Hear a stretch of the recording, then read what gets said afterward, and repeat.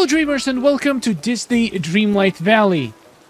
Today I'm gonna finally finish my star path, and I just want to share my final thoughts about the star path because I've seen a lot of people saying that this is the worst star path that we ever had. I've also seen people saying it's the best star path, so I just wanted to get every single item, place them, take a look at it, and basically rate this star path from 1 to 10. Considering all of the other star paths that we have. Is the star path quality going down? Is it getting better? Is it staying the same? How do people feel about this star path? And everything more talking about the star path in this video. If you enjoy this kind of content, leave a like, subscribe to the channel, and let's dive right into it. So the two tasks I have left are to talk to Stitch and feed one restaurant one customer in the restaurant, so let's go do that right away. Also, that's kind of strange that if it rains in Eternity Isle, it automatically rains in your regular valley. I thought those places are so far away from each other, potentially even in different dimensions, so maybe they should have their own rain schedule. That'll be convenient if, for example, it's raining right now, like you could have two gardens into... I don't know, I just feel like it would be more cool if they were separate. Anyway, let's make a fish sandwich and let's finish this task. I was very surprised, pleasantly, how much easier it was to complete these tasks in the star path, like the cooking ones in the restaurant, because there's just so many characters now, and there are certain periods where we have 8 characters at the same time in the restaurant. Most of the time there's at least 5. Well, right now it's 4, so that's like pretty slow right now. But it was so much easier. I think this is the only task that I actually had to complete in 2 days. Not in, I mean 2 tries. Usually I just can finish this entire thing in one go. So I do these videos for every star path because I see a lot of comments, people saying it's not worth it on Reddit, in the comments, and I just feel like it's important to... I still don't understand why I cannot pass here. I feel like it's important to talk about it and showcase, especially for newer players, why Star Path is extremely important to do if you like this game, even if you don't particularly like the items. First of all, let's talk about... was the star path the most difficult star path we ever had? And the answer is probably yes. Mostly because we had 2 tasks to get shiny gems. Hi. And we had 2 tasks to get fish that's only available from rare spots, which is the worst kind of fishing task. The crabs and the carps. Those 2 took forever. Especially the crabs, because the crabs are competing with tilapia as well in the blue bubbles. And we had to get shiny emeralds and shiny amethyst, I think. And those tasks took forever. So basically, I don't think we ever had all 4 of these tasks in one star path. So definitely the difficulty of the star path was a little bit higher than usual. And you probably spent a lot of time fishing or mining for the star path, which not a lot of people were happy about. But at the end of the day, we do get a lot of time to do it. And the best thing about these tasks is that it's not necessarily long in terms of amount of work. It's long because sometimes you just have to wait for all the bubbles to respawn, for all the rocks to respawn. What you can do to save time and make it much less tiresome is to just fish out all the bubbles, then go work on some other quest or some other task, or even go do something in the real life, and then come back and then once again fish out all the bubbles. When I did it like that during the stream, it felt not so bad. Also, huge tip for the shiny gems. Always try to use potion if you have it. If you don't have resources to craft mining potions, check out, there's lots of treasure valleys that are happening on our Discord, on other content creator Discords. There's a lot of people who are giving away potions, so you could go and stock up on some potions. I've seen Miss Cupcake doing a Treasure Valley in her birthday. She had a lot of potions. And other people do it too. So just ask around on Discord, and I'm sure somebody will be able to come over and give you some potions to make your life a little bit easier. All right, the moment of truth. Boom. Boom. You have now completed all event duties. Now that's music to my ears. Let's go buy all of the rewards. Now this is my favorite part. Now in case you didn't do the numbers and you want to know what is the actual cost of the star path after you get all of the moonstones back. The actual cost of the star path is 500 moonstones, which you can take down to 400 moonstones. Well, I think it's actually 490 moonstones, but you can get it down to 400 moonstones if you do if you buy a more expensive version of Star Path for 3,300, or if you bought the cheaper version, you can still claim the bonus. Let me show you how to do it.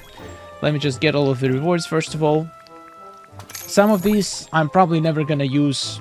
Not gonna lie, like it's totally normal not to love every single item in the star path. In fact, most of the time there is like maybe a couple of items that you are absolutely love. There's gonna be a couple that you're like, okay, this is not bad, but most of them are probably just gonna sit in your collection and you're never gonna use them, like some of the motifs or some of the, for example, wristbands, which probably nobody needed this many, but in the end of the day, it's pretty much free. These skins are incredible. Skins cost 2,500 moonstones each, so getting 2 skins in the star path, we already got the value of 5,000 moonstones, which is a lot.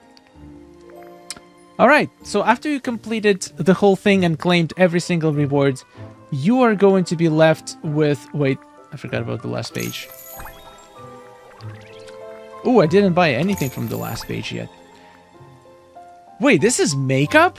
Oh, that's cool. I didn't even see we had a makeup.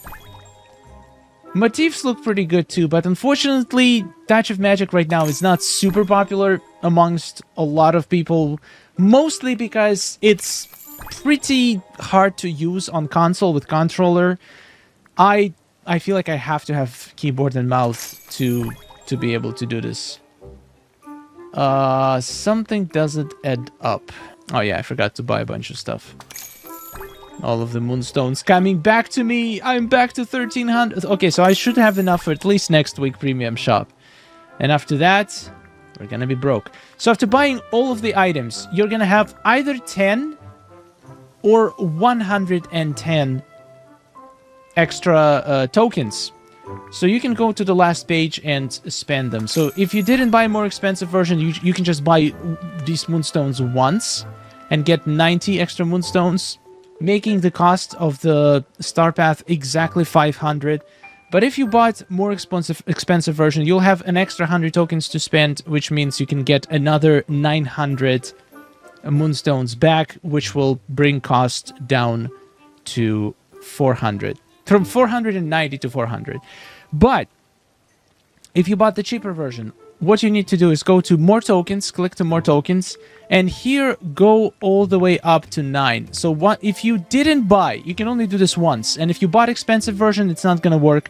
Only if you bought the cheaper version and you didn't get that extra discount on 100 tokens. Once you get to 90 tokens, you will see a message here that you can buy 90 tokens for 800 moonstones. It's going to give you a discount right here. I don't have it because I bought the expensive one right away. If you buy this extra for 500 tokens, it's basically the same thing as initially buying the more expensive star path for 3,300. So you pay extra 800 upfront basically.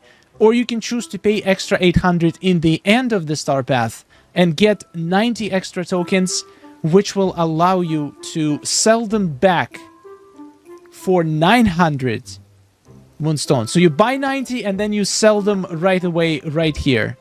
You just collect your tokens back. So you'll get 100 free moonstones by doing that. Sorry, 90 free moonstones by doing that. Alright, so if you're wondering, is the star path worth it? Should I spend 2,500 moonstones on this star path? Or should I spend 2,500 moonstones on getting an item from a premium shop? Now, I'm just gonna say, what I'm about to say is just my opinion, and it's going to be up to you, but I feel like it's something that everybody needs to consider before making the decision, is that it's not really 2,500 moonstones. It's, first of all, 400 moonstones, as we discussed earlier. So, when you're trying to determine if the star path is worth it, plug in 400 moonstones as a price of it, and then scroll through all the items. If you think all of the items that you love in the star path are worth 400 moonstones, then you got yourself your answer. It's not fair to plug in 2,500. Now, granted, you will have to grind quite a lot to be able to claim all of these rewards and get all your moonstones back. But in the end of the day, you are going to be playing the game, which is the whole point of playing the game. You're just going to be a little bit more restricted in stuff that you need to do. For example, you might be forced to do certain activities that you're not a huge fan of. For example, for me, it's fishing. Just not a huge fan of, but I do it for the star path, and I'm kind of glad that I have a reason to do an activity that I might not be doing normally, because it stocks up my fish, it gets me closer towards completing those Dreamlight achievements of catching a certain amount of fish in each biome or a certain amount of fish. Like all of this stuff counts towards something. You're getting extra resources. Grinding for those shiny gems sounds like a nightmare, but in the process, you're gonna get a bunch of resources, a bunch of stone, iron, gold, all kinds of gems. The star path is so good for replenishing your resources, while additional benefit of it counting towards getting new items. Same with Dreamlight. There's lots of tasks to do Dreamlight duties. There is lots of tasks to feed people in the restaurant. Feeding people in the restaurant, first of all, is super fun. Second of all, you get to discover new recipes. I had to look up a couple recipes. Well, I didn't have to look them up. I usually did it live. So the chat told me how to cook certain recipes, so I unlocked them and added to my collection. And also, it gives you some coins. It's not much coins, but still. Dreamlight duties. It might seem like this task has a lot of completing Dreamlight duties in it, but that's a good thing, because everybody needs Dreamlight. So once again, working on Star Path tasks accomplishes two things at the same time, which is big efficiency, is actually getting the stuff that you're getting, and also counting towards the Star Path rewards. So, in my opinion, Star Path is a no-brainer if you can find at least one item in here, because there is never... In Premium Shop, there is always... I don't think there's a single item that costs less than 400 moonstones. So if you can find one item in here that you like, it's worth it. It's worth it to pay 400 moonstones for it. In my personal opinion, there's a lot of really good items in here. I love whatever this is. Toy Story statue. I haven't used it yet, but I've seen it. Other people use it. And it's much bigger than you think. I'm not I like the fence. I'm not like super fan, but I don't mind having it. I'm sure I'm gonna use it for one build or the other eventually. This is the thing with a lot of items in this game. You might not like it on the first glance, but then at a certain point there's gonna be Dream Snap, where this item is just gonna be absolutely perfect way to implement in your builds, and you're gonna be so happy that you have it. In the end of the day, even if you never use it, it doesn't hurt anybody from just sitting in your collection, and you can always buy more of every single item that you get from Star Path from the Scrooge shop. So you unlock it once, and then you can get an unlimited amount of it. This is huge benefit over craftable items, because you don't have to waste your resources on it, just coins. Love the camels. Camels are such a cool item. They're spitting, they are animated, you can interact with them, they look incredible. The chairs, all of the park stuff, I feel like it's going to be very subjective. If you are into the theme parks, you're gonna love it. If you're not, it might seem like the Star Path is a little bit empty because a lot of items in here are pretty much theme park related. We have the rides. If you're not planning to build a theme park, it might seem like the Star Path is not worth it, but you never know. Maybe you will want to build a theme park one day. Maybe one day you will actually go to the real Disney theme park and you're gonna fall in love, and then you want to try to recreate it in your game. But like, for whatever reason, by not getting these items now, even though you're not super excited about them at this moment, you might actually later realize that you wish you actually unlock them now, where all of them cost 400 moonstones. You can clearly see how expensive the items are from previous Star Path when they come to the premium shop, and people buy them because there is so many items that are absolutely incredible and people regret not buying them, or they weren't even playing the game. So if you're playing the game right now, you have the chance to get these items incredibly cheap. Incredibly cheap, for a steal. Back in the day, the Ferris wheel, we were able to get all of the items in that Star Path for 400 moonstones. Now if you want to buy just one Ferris wheel, you have to pay 2,500 moonstones. I think it's 2,500, right? That's crazy. The benches are super cool. I'm kind of surprised it's in the Star Path because it's mini. I mean, it's Daisy's bench. I thought it would be in the Scrooge shop, but at least it's a free one. The rides are awesome. The chairs, The pretzel is pretty good if you have a theme park. The skins are incredible in this Star Path. Absolutely incredible. I haven't used the Toon fire station yet, but it looks so good. If you are building a Toontown, it's going to be so cool. But once again, even if you're not planning to build it right now, it doesn't hurt to have it just in case you ever feel like you want to build a Toontown. Same with the slides. So yeah. By the way, just a disclaimer, I'm not getting paid for Gameloft to say all of this. I just see the comments of people regretting not buying items in previous Star Paths, and now they have to overpay ridiculous amounts of moonstones to be able to get the same items. So if you are here and now and playing this game, and if you like the game, and you can see yourself playing it for some time to come, there is absolutely no reason not to do the Star Paths. They give you plenty of time. Like, I've been doing the Star Path maybe twice a week for about an hour during my live stream. So I was spending probably 2 hours, maybe 3 hours some weeks. And I was usually doing it while working on quests and doing other stuff, just whenever I had a chance to do it. So there is definitely plenty of time to complete it without feeling like you need to finish everything all at once. You can just do little bits and pieces every day, or just dedicate maybe once a week a couple hours to knock down a bunch of tasks. There is no right or wrong way to play Star Path. Now, I've seen a lot of people saying that the quality of items in this Star Path is much lower than what we used to have before. And once again, it's going to depend on how you feel about Disney parks. If you love Disney parks, I don't think you have anything to complain about, because these rides look amazing. The thing is, I feel like they've been ramping up the quality of Star Path items a lot lately. All of the next Star Path was always more insane and beautiful, and the items were way more complex and crazy good each next Star Path.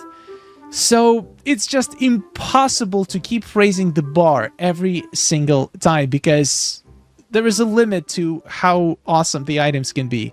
And even though I will agree that potentially I've seen I don't think it's the best Star Path we've ever had in terms of the quality of items, but I also think that a lot of these items are on par with Premium Shop, and I think that overall, considering how many cool, unique items we get from it, it's still a tremendous value.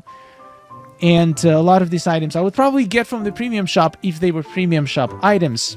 Also, I don't expect the quality of Star Path going up every single time because it's just impossible. So the way I see it, there's going to be maybe bumps in quality, and there's also going to be drops in quality, but overall, I think they're keeping Star Path pretty good quality. And I think next time when we get more unique items that have nothing to do with anything that we've got so far in Star Path, it's just going to feel so new and wonderful that people are going to realize once again how great quality Star Path items are, and it's going to be no-brainer to get it next season. This season, it was like the second theme park submission, and I feel like we've been having dream snaps on theme parks all the time. Then we had a bunch of events. Then we had, like, there was just so much stuff around theme parks that a lot of people got burnt out and potentially did not feel so good about this Star Path. But it's almost over now. And I'm sure the next one is going to have nothing to do with theme parks. I think we're going to start getting some reveals and leaks on social media soon, so we'll be able to find out what the next Star Path is. And I cannot wait to see those little emojis that are going to indicate what's in the next Star Path and break my head trying to determine what it means. I just hope not a single emoji will represent anything related to theme parks, because I think we had enough theme parks for at least the rest of the year. I hope they can come up with something unique that can add maybe different styles into decorating the valley. If I were to guess, we're probably going to get a lot of Asian-inspired items in the next Star Path because of Mulan. Potentially even items inspired by other cultures. Maybe it's going to be some kind of a cultural Star Path.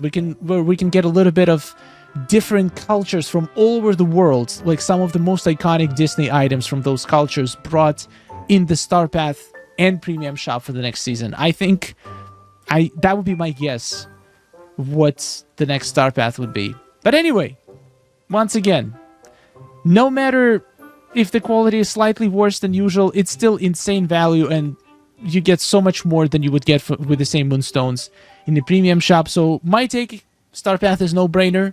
So far, I haven't seen a single Star Path that hasn't been an obvious choice to me.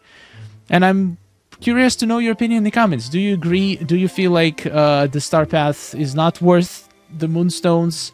Have you got it? Have you didn't? If you didn't get it, I would like to know what were your reasons not to get it. In the end of the day, we all do what makes sense to us and what makes us happy. So no matter what choice you made, I'd love to hear about it, and I'm just curious about the reasons. Thank you for watching. Huge thanks to all of our awesome supporters. Yeah, the Star Path was fun. And even though it was frustrating at points, getting those crabs, getting those gems, in the end of the day, it felt super satisfying to finish those tasks. It felt super satisfying to unlock all the items, and I already used a bunch of them in different Star Paths, and I just like seeing my collection grow. I like being able to pretty much have an item for almost any idea that I have in my head, and some items from old Star Paths that I've thought I would never use, I actually find myself using to complement certain ideas that I get for Dream Snaps or for builds in my valley. So you never know when you're gonna want to use some of the items. So better have them all while you can. Thank you for watching, subscribe for more, and goodbye.